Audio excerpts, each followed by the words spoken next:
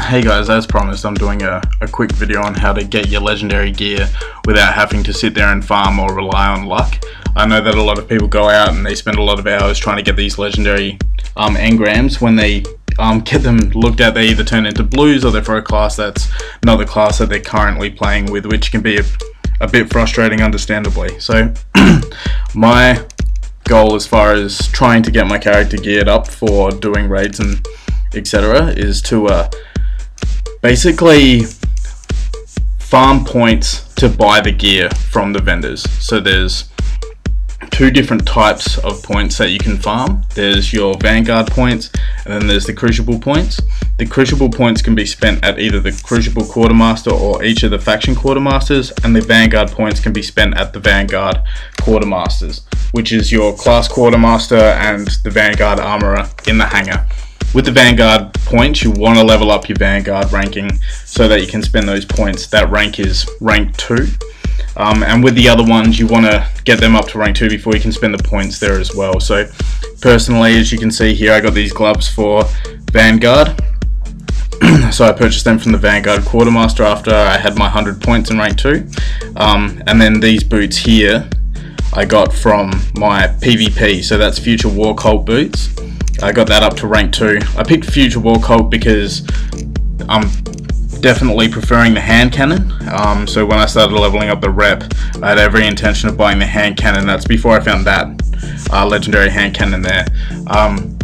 And yeah, I think the best way to do that is to just do your PvP missions, and do your PvP and do your PvE, but wear your faction cloak while you're doing them. That way the rep is all converted into the faction that you want to choose. So for example, me using those two cloaks there, that will get me the reputation that I need, and that's, you know, bounties. You're just running your playlist, strike playlists, doing any PvP. When you have a win, it's 25 rep. When you have a lose, it's 10 rep. If you get bored, you don't want to do either of those, patrol missions are great, especially when you have patrol missions that tell you whether or not you have to go to a planet and do, bounties where you have to go to a planet and do 6 patrols. So here's the new Monarch one. That's all the gear that he has. Obviously he's got the 2 cloaks there as well for his reputation. As far as your Motes of Light and Strange Coins go, Strange Coins, obviously there's the vendor that comes into town. I highly suggest not getting too excited about the weapons. A lot of people saw the pulse rifle and were trying to save up their coins and buy that, but at the end of the day, they're going to change every week, and if you were to have saved up 23, 26 coins or whatever it was to buy that pulse rifle, and then next week you see a weapon that you actually really want and can no longer afford because you've spent all your coins, you're going to miss out on that chance. So it's best to wait.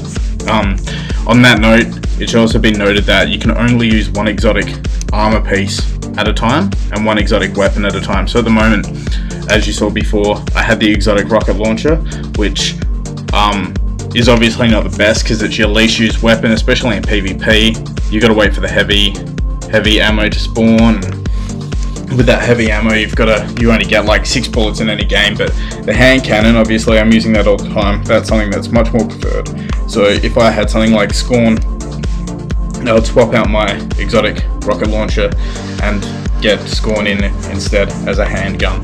So don't, as soon as you get exotics, don't start disenchanting your gear or getting rid of your gear, because yeah, if you want to change to another exotic later and you don't have a backup legendary, then you're not going to have anything for that slot, or at least not be able to use the new piece of gear. So the basics with your points, as I was saying before, you get 100 Crucible, 100 Vanguard marks a week.